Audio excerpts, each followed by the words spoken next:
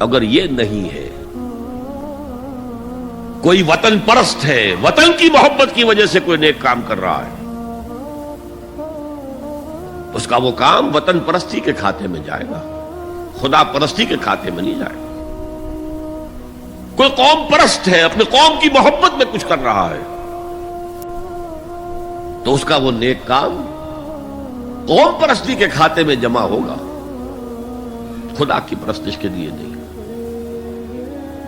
یہ ہے موٹیو کا فرق، اور یہ ہے موٹیو کی اہمیت، اور اس کا تعلق ہے ایمان باللہ اور ایمان بالآخرہ سے۔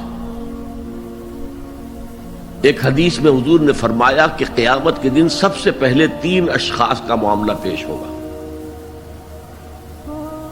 ایک وہ تھا کہ جو اللہ کی راہ میں جنگ کرتا ہوا مارا گیا تھا، دنیا میں شہید سمجھا جا رہا تھا۔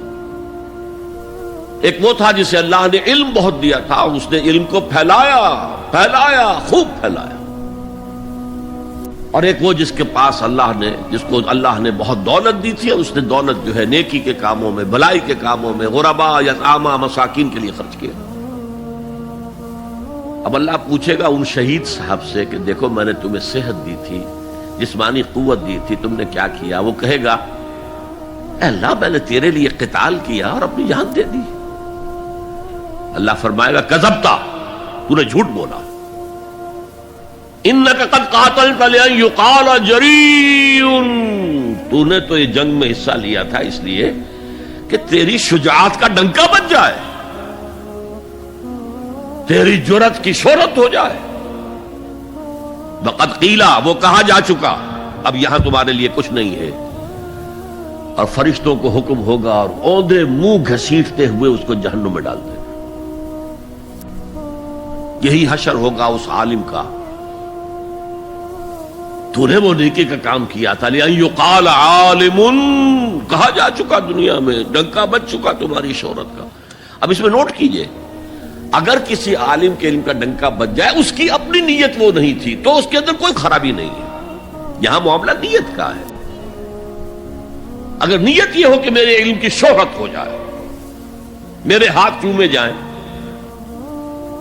مجھے نذرانے پیش کیے جائیں، تو پھر وہی حشر اس کا ہوگا کہ اوندھے منہ گھسیٹ کر جہنم میں ڈال دیا جائے۔ یہی حشر اس سخی کا ہوگا جس نے سخاوت کی تھی، جس کی سخاوت کے ڈنکے بج گئے تھے، اس کا بھی یہی حشر ہوگا۔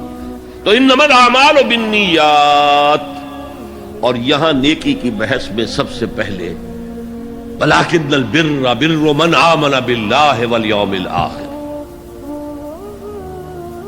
اب جو والملائکۃ والکتاب والنبیین، ان تینوں کو جمع کر لیجئے، اس سے مراد ہے نبوت اور رسالت۔ ملائکہ وحی کا ذریعہ ہیں جو انبیاء تک لے کر آتے رہے، اس وحی کا جو ریکارڈ مرتب ہوا وہ کتابیں ہیں، اور جن پر وہ وحی آئی وہ نبی ہیں۔ ان تینوں کو جمع کر لیجئے، رسالت، ایمان باللہ، ایمان بالآخرہ اور ایمان بالرسالت۔ اب اس کا تعلق کیا ہے نیکی کے ساتھ؟ یہ ذرا گہری بات ہے۔ دیکھیے نیکی کا جذبہ بھی، جو انسان کے پیشنز ہوتے ہیں وہ اندھے بہرے ہوتے ہیں۔ پیشنز، جذبات، نیکی بھی ایک جذبہ ہے۔ کبھی یہ جذبہ حد اعتدال سے تجاوز کر کے بدی بنا دیتا ہے۔ جیسے رہبانیت، ترک دنیا، شادی نہیں کروں گا، گھر گھرستی کا بکھیڑا مول نہیں لوں گا، بس اللہ سے لو لگاؤں گا۔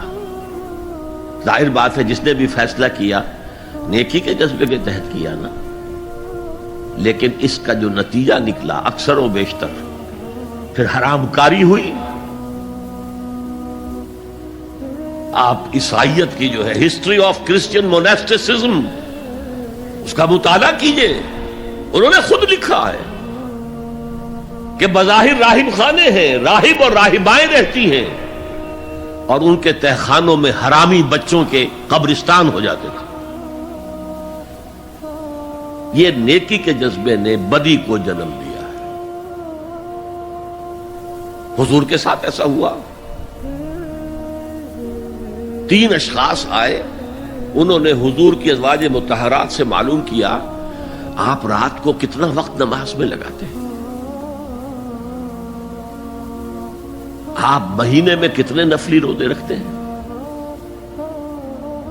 اب جو کچھ انہیں بتایا گیا, حضور کی زندگی کھلی کتاب تھی,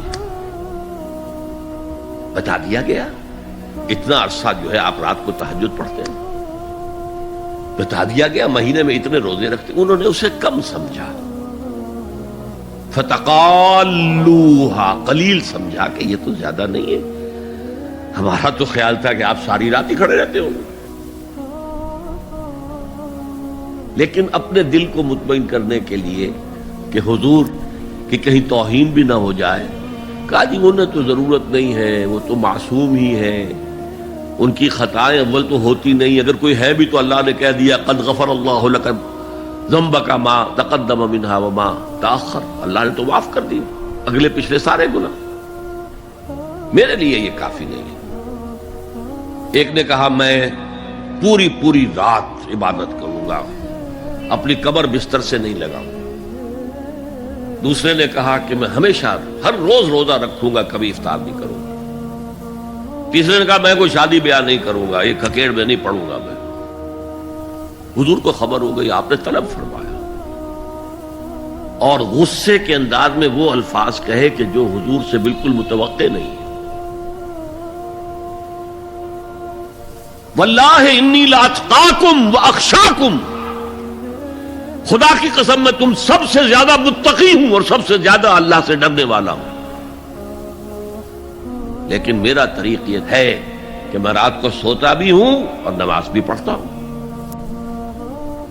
میں روزہ رکھتا بھی ہوں, ناغہ بھی کرتا ہوں. میں نے شادیاں کی ہیں, متعدد ازواج میرے گھروں میں ہیں. فمن رغب عن سنتی فلیس منی, جو بھی میری سنت سے ہٹا وہ مجھ میں سے نہیں ہے, میرا امت ہی نہیں ہے. تو نیکی کا جذبہ بھی حد اعتدال سے تجاوز کر کے بدی کو جنم دے سکتا ہے. ایک صحابی, نوجوان صحابی